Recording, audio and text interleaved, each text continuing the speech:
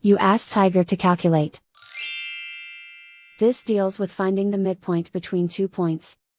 The midpoint between the 2 points is -40.5, -58. Let's solve it step by step. Plot the 2 points and calculate the midpoint using the formula. The coordinates of point 1 are, x1 equals -30, y1 equals -54.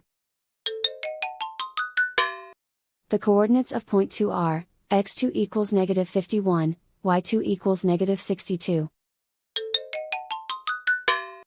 PM represents the midpoint of the 2 points.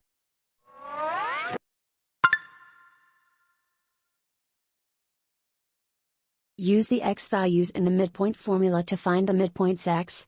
x1 equals -30.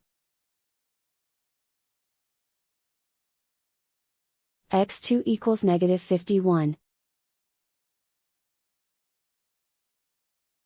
Simplify the arithmetic.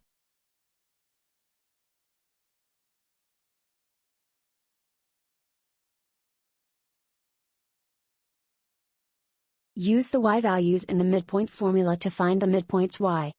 y1 equals -54. y2 equals -62. Simplify the arithmetic.